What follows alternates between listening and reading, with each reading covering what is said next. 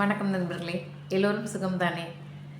So ஒரு அப்பா அம்மாவுடைய சொத்து யாருக்கெல்லாம் போய் சேரும் அப்படிங்கிறது குறித்து, இல்லை அப்பா அம்மா இல்லை தாத்தா சொத்துக்கள், இல்லை சொந்தக்காரருடைய சொத்துக்கள், அவங்களுடைய வாரிசுகள் யாரெல்லாம் அப்படிங்கிறது இந்து வாரிசுரிமை சட்டம். ஏன் இந்து வாரிசுரிமை சட்டம் சொல்கிறேன்னா, நம்முடைய நாட்டில் பெரும்பான்மையானவர்கள் இந்துக்கள்ங்கிறதுனால அந்த சட்டத்தை பற்றி பேசுகிறோம். ஸோ இந்து வாரிசு உரிமை சட்டத்தில் வாரிசுகள் யாரெல்லாம் வருவாங்க அப்படிங்கிறது தெளிவாக சொல்லப்பட்டிருக்கிறது. அதில் கிளாஸ் 1 ஹர்ஸு, கிளாஸ் 2 ஹர்ஸ் அப்படிங்கிறதெல்லாம் பிரிச்சுருக்காங்க. கிளாஸ் 1 ஹர்ஸ் சைமல்டேனியஸாக அந்த இறந்த நபர் உயிலே எதுவும் எழுதாமல் தன்னுடைய சுய சம்பாத்திய சொத்தை விட்டு சென்றிருந்தால், மூதாதையர் சொத்துன்னா அந்த யாருக்கெல்லாம் போய் சேருங்கிறது தெரியும் இல்லையா, பேரன் பேத்திகளுக்கெல்லாம். ஸோ இதுவே சுய சம்பாத்திய சொத்தாக இருந்தால் வில்லு எழுதி அவருக்கு விருப்பப்பட்டவர்கள் கொடுக்கலாம். அதுவும் எழுதாமலே அவங்க போயிட்டாங்க அப்படிங்கிறச்ச இந்த கிளாஸ் 1 ஹர்ஸ்ன்னு சொல்லப்படுகிற தாய், மனைவி, குழந்தைகள் நமக்கு முன்னரே இறந்திருந்தால் அந்த இறந்த குழந்தையின் வாரிசுகள் அப்படிங்கிறவங்கலாம் பெறணும் அப்படின்னு இருக்கு. இதுவே கிளாஸ் 2 ஹர்ஸ்ங்கிறது இவங்கள தவிர்த்து வருவாங்க. அந்த இறந்த நபரின் தந்தை அந்த மாதிரி வருவாங்க. ஸோ இது வாரிசாக இவர்கள் எல்லாம் குறிப்பிடப்பட்டிருந்தாலும் இவர்களுக்கு தான் போய் சேருமா அப்படிங்கிறது அறுதிட்டு சொல்ல முடியாது. ஏனென்றால் உயிலுங்கிறதே ஒரு ரகசியத்தன்மையோட எழுதியிருப்பார். ஸோ அந்த உயில் ஏன் எழுதுறாருன்னா, சிலருக்கு ஜென்ரலாக இந்த சக்சஷன் ஆக்ட் படி யார் யாருக்கெல்லாம் எவ்வளோ ஈக்குவலாக போகணும் அப்படிங்கிறத வேறுபடுத்தி தனக்கு பிரியமானவர்களுக்கு கொஞ்சம் அதிகமாக கொடுக்கணும், இல்லை சில நபர்களை விட்டுவிட வேண்டும் அப்படின்னு நினைக்கிறவங்க தான் இல்லை வேறு யாராவது இந்த குடும்ப உறவினர்களை தவிர்த்து வேறு ஏதாவது இன்ஸ்டியூஷனுக்கோ இல்லை நபருக்கோ கொடுக்கணும் அப்படின்னு நினைக்கிறவங்க தான் உயில் எழுதுவாங்க. ஸோ அது ரகசியத்தன்மை காக்கக்கூடாதுங்கிறதுனால அந்த சம்மந்தப்பட்ட நபர் இறந்ததுக்கு அப்புறம் தான் அது தெரியுங்கிறதுனால யாருக்கு போய் அந்த சொத்து சேரும் அப்படிங்கிறதும் சொல்ல முடியாது உறுதியாக. அதே மாதிரி உயில் எழுதாமல் போகும்போது இவங்கெல்லாம் வாரிசுகள் அப்படின்னு குறிப்பிடப்பட்டிருந்தாலும் அதில் ஏதாவது கோர்ட்டில் சேலஞ்ச் பண்ண அந்த உயிலுக்கு சேலஞ்ச் பண்ணி போகிற மாதிரி இந்த இதுலேயும் யாராவது சேலஞ்ச் பண்ணாலும் அதுலேயும் சில டிஸ்பியூட்ஸ்லாம் வரக்கூடியது இருக்குது. இதில் ஒருத்தருடைய சொத்து இன்னொருத்தருக்கு போகும் பொழுது அது உறுதியாக அவருக்கு தான் போய் சேருமான்னு அறுதிட்டு சொல்ல முடியாது. ஆனால் அதே சமயத்தில் யாருக்கெல்லாம் போய் சேர முடியாது, யாரெல்லாம் வாரிசாக கருதப்பட மாட்டாது, அதான் அவங்கெல்லாம் செக்ஷன் ஆக்ட் படி அந்த ஸ்டேட்டஸில் அவங்க வந்திருப்பாங்க. ஆனாலும் சில தகுதியின்மை காரணமாக அவர்கள்லாம் சொத்துக்களை பெற, ஒரு இறந்த நபரின் சொத்துக்களை பெற அருகதையற்றவர்கள் அப்படின்னு இந்து வாரிசு உரிமை சட்டம் தெளிவாக சொல்கிறது. அது யாரெல்லாம் அப்படிங்கிறத தான் நம்ம பார்க்க போகிறோம். நம்முடைய வரலாற்றை சட்ட வரலாறை பார்க்கும் பொழுது முக்கியமான சட்டங்களுக்கான முன்வடிவுகளை கொண்டு வருவதில் பெரும் பங்கு ஆற்றியது பிரிட்டிஷார்ஸ் தான். அந்த காலத்தில் ஆட்சி செய்த ஆங்கிலேயர்கள் தான் கொண்டு வரணும் பெரும் பங்கு வச்சாங்கன்னு சொல்லணும். என்னென்றால் அப்போ இருந்த சமூகத்தில் இருந்த ஏற்றத்தாழ்வுகள்லாம் மிக அதிகம். ஜாதி மத ரீதியான பூச்சிகள், சண்டைகள், சச்சரவுகள் அப்படிங்கிறதெல்லாம் ஏக்கச்சக்கமாக இருந்தது. அதுவும் குடும்பத்தில் இருந்த பிணக்குகள்ங்கிறதும் ஏராளமாக இருந்தது. முதலாக அவங்க கொண்டு வந்த சட்டம்னா இந்த சதி தடுப்பு சட்டம் தான் சொல்லணும் இல்லையா. அந்த கணவன் இறந்து விட்டால் அவனோட சேர்ந்து உடன்கட்டை ஏற வேண்டியது அப்படிங்கிறது ஒரு கட்டாயமாகவே ஆக்கப்பட்டிருந்தது. அதை தடுக்கப்பட்டது.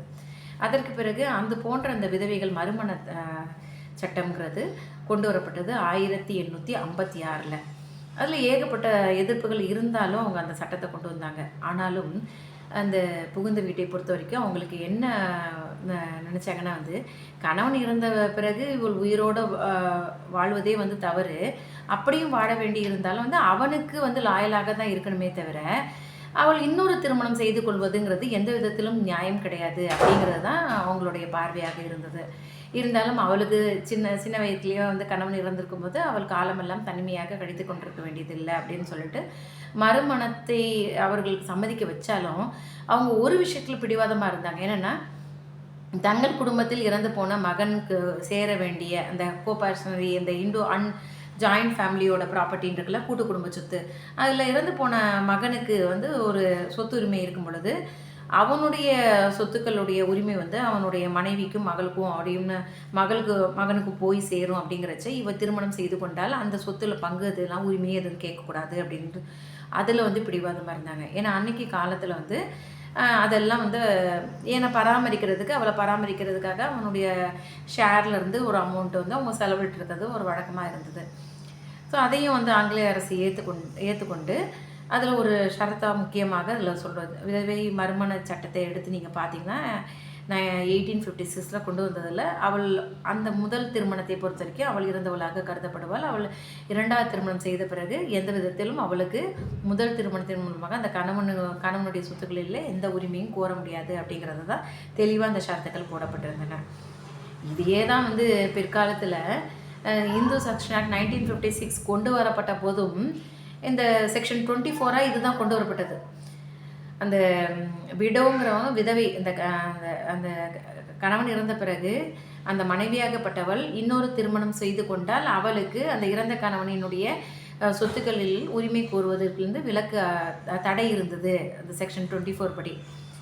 ஆனால் இதுவே வந்து ஒரு ஒரு ஆண் வந்து அவனுடைய மனைவி இறந்து விட்டால் அவனுக்கு திருமணம் அவளுடைய சொத்துக்கள் எல்லாம் இவனுக்கு அந்த கிளாஸ் 1 ஹேரா வந்து அந்த சொத்துக்களை உரிமையாக வாரிசாக அவன் உரிமை கோருவதற்கு தகுதி இருக்குது. அதையும் பெற்றுக்கொள்ளலாம், இன்னொரு திருமணத்தையும் செய்து கொள்ளலாம், அந்த எந்த தடையும் கிடையாது. ஆனால் ஒரு பெண் என்னும் பொழுது அவளுக்கு இன்னொரு திருமணம் செய்து கொண்டால், விதவியாக ஆன பிறகு இன்னொரு திருமணம் செய்து கொண்டால் அவளுக்கு முதல் திருமணத்தின் மூலமாக பெற்ற ஒரு சொத்து உரிமையை அவள் விட்டு கொடுக்க வேண்டும் அப்படின்னு தான் செக்ஷன் 24 சொல்லப்பட்டது. பிற்காலத்தில் வந்து 2005 சட்ட திருத்தத்தின்படி இந்த செக்ஷன் 24ங்கிறது வயலேட் ஆகுது, ஃபண்டமெண்டல் ரைட்ஸ் வயலேட் பண்ணுதுன்னு சொல்லிட்டு அது நீக்கம் செய்யப்பட்டது. அதன் பிறகு வந்து அவள் வந்து இன்னொரு திருமணம் செய்து கொண்டாலும் முதல் கணவனின் மூலமாக அவளுக்கு ஏற்பட்ட சொத்துரிமை எந்த விதத்திலும் அவளுக்கு பாதிப்படையாது, அவள் அதை அப்படியே வச்சுக்கலாம் அப்படிங்கிறது.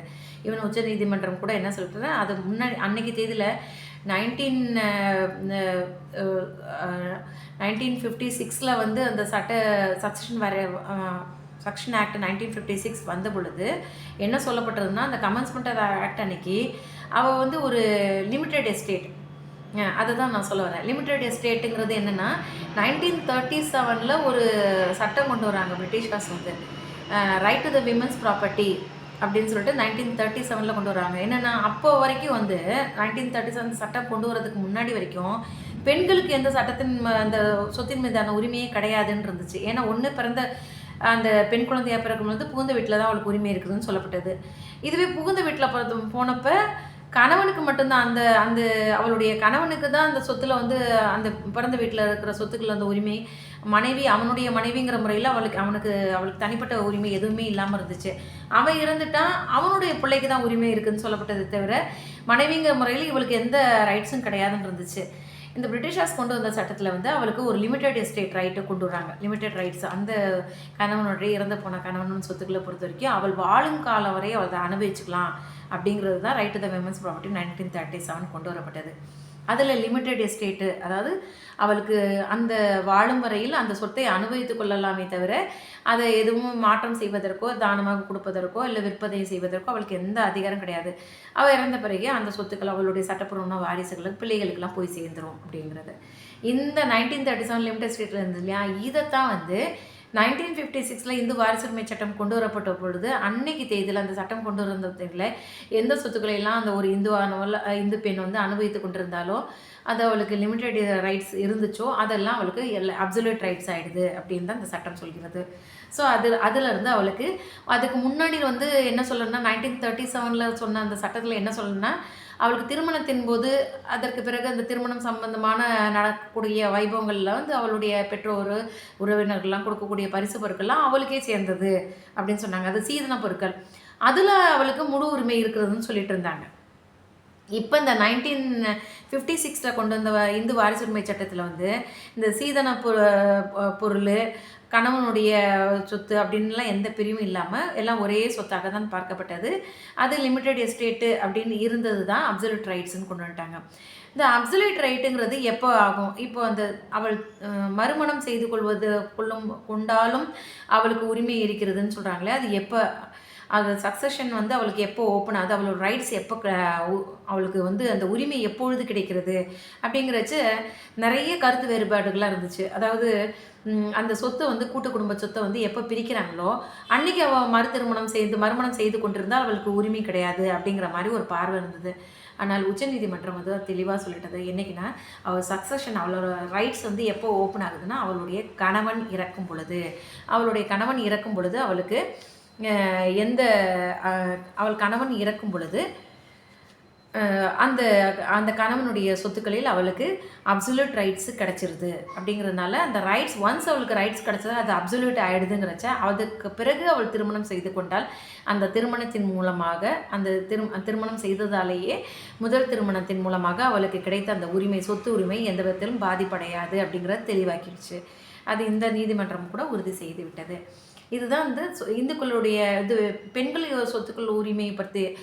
ஆனால் இதில் முக்கியமாக இன்னொன்று பார்க்கணும். என்னதான் இந்த இதெல்லாம் சீர்திருத்தம் 2005 கொண்டு வந்து மகனுக்கு இணையாக மகளுக்கு வந்து அந்த உரிமை இருக்கிறது, சொத்து உரிமை இருக்கிறது அப்படிங்கிறது கொண்டு வரப்பட்டாலும் அப்புறம் அதுக்கப்புறம் ஏகப்பட்ட குழப்பங்களாக ஏற்பட்டது. அதாவது அந்த சட்டத்திருத்தம் கொண்டு வரப்பட்ட சமயத்தில் வந்து அப்பா உயிரோடு இருந்திருக்கணும், இல்லை அந்த பெண்ணு திருமணமாகி போயிருக்கணுமா, இல்லை திருமணம் ஆகாமல் இருந்திருக்கணுமா, அப்போ தான் உரிமை கோர முடியுமா அப்படிங்கிறதெல்லாம் ஏகப்பட்ட சட்ட சிக்கல்கள், சந்தேகங்கள்லாம் எழப்பட்டு பிற்காலத்தில் உச்சநீதிமன்றம் தெளிவாக சொல்லிடுச்சு. வந்து அது எதுவாக இருந்தாலும் அப்பா வந்து அந்த சட்டம் கொண்டு வந்தப்போ இருக்கிறாரோ இல்லையோ, அவளுக்கு திருமணம் ஆகியிருந்ததோ ஆகாமல் இருந்ததோ, ஆனாலும் ஒரு ஆண் மகனுக்கு இது போன்ற எந்த தடையும் இல்லாதது போலவே அந்த பெண் பிள்ளைக்கும் எந்த தடையும் இல்லாமல் அவளுடைய தாய் தந்தையின் சொத்துக்களை ஏகபோகமே இல்லாமல் சம அந்தஸ்தோடு அவள் வந்து தன்னுடைய சகோதரனோடு சேர்ந்து உரிமை கோர தகுதி படைத்தவள் அப்படிங்கிறது தெளிவாக்கிட்டாங்க. ஆனால் இதில் முக்கியமானது என்னென்னா, அவளுக்கு இருக்கிற ஒரே இடர்பாடு என்னென்னா,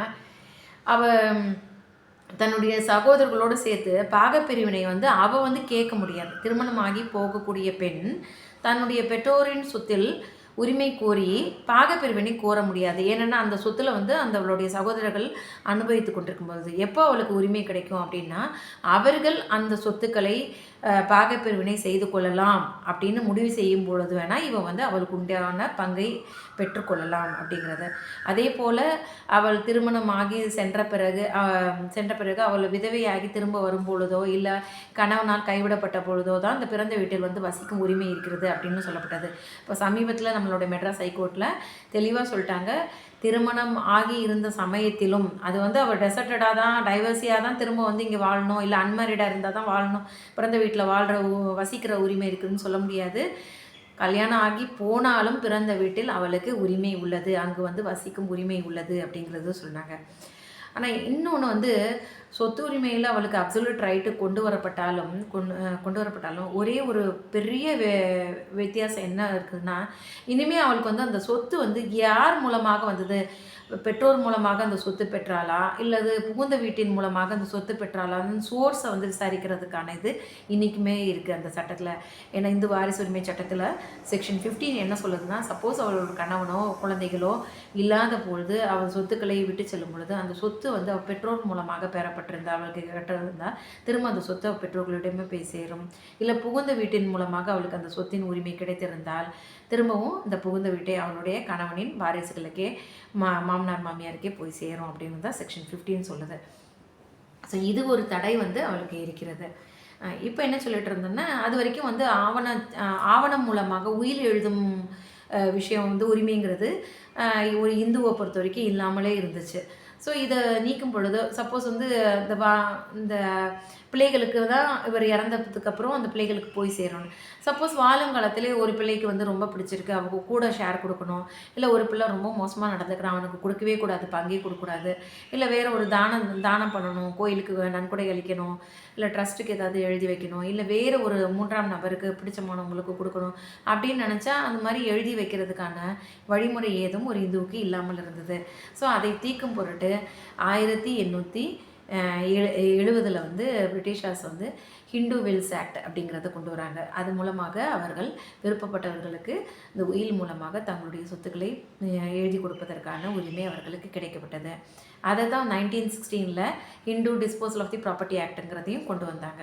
பிற்காலத்தில் 1925 இந்தியன் சக்சஷன் ஆக்ட்னு கொண்டு வந்தாங்க இல்லையா, அந்த சொத்துக்களை பொறுத்த வரைக்கும் உயில் மூலமாக எழுதுவதா, உயில் இல்லாமல் இறந்து விடுவர்களுக்கு எப்படி வாரிசு உரிமையில் சொத்துக்கள் எல்லாம் போய் சேருங்கிறதுக்கு தெளிவாக சொல்லப்பட்டது வந்து இந்தியன் சக்சஷன் ஆக்ட் 1925. இன்றைக்கும் வந்து அமுல்ல இருக்குது. இன்றைக்கி வந்து பெரும்பான்மையாக கிறிஸ்டியன்ஸ் தான் வந்து அதை யூஸ் பண்ணிகிட்டு இருக்காங்க. ஆனாலும் இந்துக்கள் விரும்பினால் அந்த சட்டத்தினுக்குள்ள ஷரத்துக்களின்படி அவர்கள் உயில் எழுதலாம். அதில் எந்த இவர்களுக்கென்ற தனியாக இந்து வாரிசுரிமை சட்டம் 1956 கொண்டு வரப்பட்டாலும் அவர்கள் ஏற்கனவே அந்த செக்ஷன் ஆக்ட் 1925 பின்பற்றி அவர்கள் எழுதியிருந்தால் அது செல்லுபடியாகக்கூடியது தான் இந்த இந்து வாரிசுரிமை சட்டம் செக்ஷன் 30 வந்து தெளிவாக சொல்கிறது. ஸோ இந்த 1925 ஆக்ட் கொண்டு வரதுக்கு காரணமே 1870 அந்த கொண்டு வந்தாங்களே இந்து வில்ஸ் ஆக்ட், அதுதான் அடிப்படையாக இருந்தது. அதுக்கப்புறம் 1925 இது கொண்டு வந்ததுக்கப்புறம் கூட பிரிட்டிஷர்ஸ் வந்து என்ன பார்த்துட்டு இருந்தாங்கன்னா வந்து சப்போஸ் வந்து ஆண் மகன்லேயே ஒரு வித்தியாசம் காட்டி ஒரு மகனாக இருந்து அவன் மனோரீதியாக உடல் ரீதியாக அவனுக்கு ஏதாவது குறை இருந்தால் அவன் வந்து சொத்துக்களை தாய் தந்தையின் சொத்துக்களை வந்து வாரிசாக பெறுவதற்கு தடை இருந்தது. ஸோ அது வந்து நல்லா இருக்கக்கூடிய மகன் வந்து அந்த ஏகபோக உரிமையாளராகி இவன் வந்து வாடும் கால வரை இவனை பராமரித்து வைக்க வேண்டிய கடமையும், இந்த உடல்நிலையோ இல்லை மன ரீதியாக பாதிப்படைந்தவனுக்கு திருமணம் ஆகியிருந்தால் அவனுடைய குழந்தையும் குடும்பத்தையும் நிர்வகிக்க வேண்டிய பொறுப்பு இவனுக்கு வந்து சேரும். அவனோட ஷேர் சேர்த்து ஒருத்தனுக்கே போய் சேர்ந்து அவன் காலம் ஃபுல்லாக இவனை பராமரிக்க அந்த குடும்பத்தை பராமரிக்கிற கடமை இருக்கும். இது வந்து இந்த டிசபிலிட்டி வந்து சரியானதல்ல. இந்த டிசபிலிட்டி காரணமாக அவருக்கு வந்து வாரிசு உரிமை வந்து மறுக்கப்படுறது சரியில்லைன்னு நினச்ச அரசாங்கம் அப்போது 1928 வந்து removal of the disabilities Hindu inheritance removal of the disabilities act 1928 கொண்டு வருது. ஸோ இதில் மனோ ரீதியாக உடல் ரீதியாக குறைபாடு இருந்தால் ஒருவனுக்கு சொத்துரிமை பெறுவதற்கு தடை நீக்கப்பட்டது. இது ரொம்ப பெரிய விஷயம் அது, சரிங்களா? இதுதான் வந்து பிற்காலத்தில் வந்து இந்து வாரிசுரிமை சட்டம் 1956 கொண்டு வரப்பட்ட போது செக்ஷன் 27 அந்த செக்ஷன் 24லேருந்து 29 வரைக்கும் இந்த எப்படிலாம் அந்த வாரிசுகள்லாம் யாரெல்லாம் தகுதி இழக்கக்கூடியவர்கள் அப்படிங்கிறத பற்றி தான் அந்த செக்ஷன்லாம் குறிப்பிட்டு சொல்லுது. இல்லை செக்ஷன் 27 குறிப்பிட்டு இதே தான் சொல்கிறாங்க. ஸோ ஒரு நோயின் காரணமாகவோ இல்லை மனோ ரீதியாக உடல் ரீதியாக காரணம் காட்டி வாரிசு உரிமையை யாருக்குமே தடுக்கக்கூடாது அப்படிங்கிறத 1956 சட்டமும் தெளிவாக்குகிறது. இது முதல்ல கொண்டு வந்தது பிரிட்டிஷ் அரசாங்கம் 1928 கொண்டு வர்றாங்க. அடுத்துதான் நான் சொன்னேன்ல 1937 பெண்களுக்கு உண்டான சட்டம், பெண்களுக்கு சொத்துக்களின் மீதான உரிமையை லிமிடெட் எஸ்டேட் அப்படின்னாலும் அந்த ரைட்ஸை அவங்களுக்கு பெற்றுக்கொள்வதற்காக அவங்க போராடி தான் அந்த சட்டத்தை கொண்டு வந்தாங்கன்னு சொல்லணும். ஸோ 1937 அப்புறம் 1956 சட்டம் வந்துருச்சு. அதுக்கப்புறம் இந்த சட்ட திருத்தம் 2005 வந்துச்சு. இதெல்லாம் சொல்லிட்டு இருந்தோம் இல்லையா?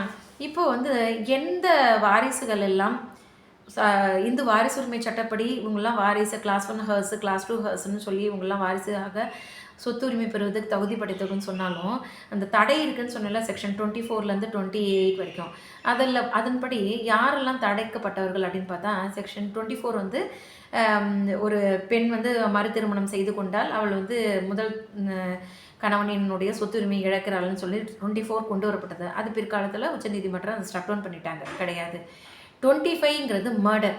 சப்போஸ் வந்து இந்த இன்னாருடைய சொத்து வந்து இவர் வாரிசாக அடைய போகிறாருன்னா அவருடைய அந்த வாரிசு உரிமையை சீக்கிரம் பெறுவதற்காக அந்த மாதிரி அவர் வந்து கொலை செய்வதற்கு இவர் கொலை செய்தாரோ அல்லது அவர் கொல்லப்படுவதற்கு இவர் தூண்டுகோலாகவோ உடந்தையாகவோ இருந்தாலோ அல்லது இந்த சொத்து உரிமை பெறுவதற்காக வேறு அதனோட தொடர்புடைய வேறு ஒருவரை கொலை செய்தாலோ அல்லது அந்த கொலை நடப்பதற்கு தூண்டுகோலாக இருந்தாலோ இவர் வந்து அந்த வாரிசு உரிமை பெறுவதற்கான தடுக்கப்பட்டவர். அந்த சொத்தை வந்து அவங்க பெற முடியாது. இவர் மட்டும் இல்லை, இவருடைய பிள்ளைகளும் பெறுவதற்கு அருகதையற்றவர்கள் என்று செக்ஷன் 25 தெளிவாக சொல்கிறது.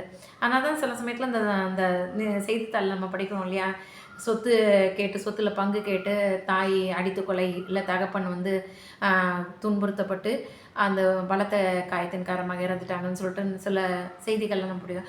அவங்களாம் வந்து அந்த கேஸ்லேருந்து விடுதலையாகி வந்தால் தான் இந்த கேஸில் அந்த கிரிமினல் கேஸ் அவங்களுக்கு ஃபாலோ பண்ணுறாங்க இல்லையா, அந்த தடை விதிக்கப்பட்டாலும் அவங்க மேலே ஒரு கிரிமினல் கேஸ் வந்து ஃபைல் பண்ணப்படும் அந்த கொலைக்கு தூண்டுதலாக இருந்தாங்கன்ட்டு. அந்த கொலை கேஸ்லேருந்து அவங்க விடுதலை செய்யப்பட்டு மீண்டு வந்துட்டாங்கன்னா திரும்பவும் அந்த டிஸ்குவாலிஃபிகேஷன் வந்து ரிமூவ் ஆகி அவங்க குவாலிஃபை ஆகிடுறாங்க. ஸோ அது வரைக்கும் அந்த தடை அவங்களுக்கு இருக்கும் அப்படிங்கிறது தான் செக்ஷன் 25 சொல்கிறது. அடுத்தது ரிலீஜியன் கன்வர்ஷன் பற்றி நான் சொன்னேன் இல்லைங்களா. ரிலீஜியன் கன்வர்ஷன்னா வந்து இந்துவிலேருந்து வேறு மாதிரி தழுவினார்னா அவருக்கு அது கிடையாது அப்படின்னு இருந்ததை நீக்கி தான் வந்து அந்த 1850 வந்து அந்த சட்டம் கொண்டு வரப்பட்டது.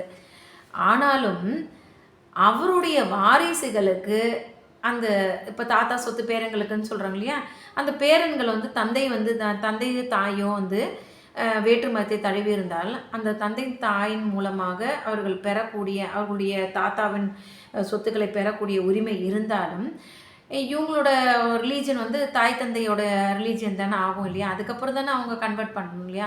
அப்படி இருக்கும்பொழுது அவங்க தடுக்கப்படுகிறார்கள். ஆனால் அவர்கள் மீண்டும் அந்த தாய் மதத்திற்கு இந்து மதத்திற்கு திரும்பி வந்தால் இந்த குழந்தைகளுக்கு வாரிசு உரிமை திரும்பவும் கிடைக்கப்படுகிறது.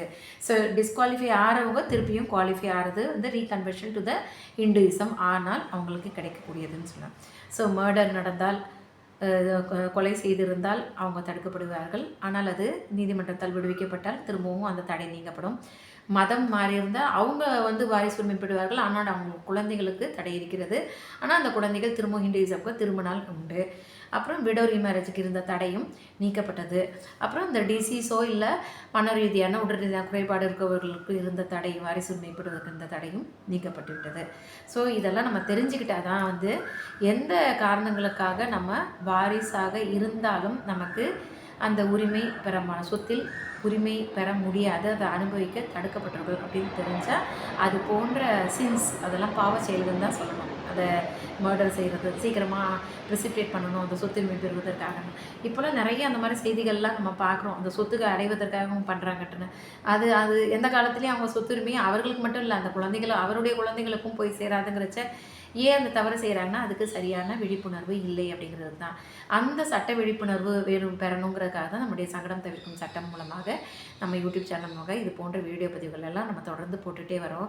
இந்த வீடியோ பதிவு உங்களுக்கு பிடிச்சிருந்தால் லைக் பண்ணுங்கள், ஷேர் பண்ணுங்கள், நம்மளோட யூடியூப் சேனலை சப்ஸ்கிரைப் பண்ணுங்கள். இது மென்மேலும் இது போன்ற வீடியோ பதிவுகளை போடுவதற்கு எங்களுக்கு பெரிய ஊக்கத்தை கொடுக்கும்.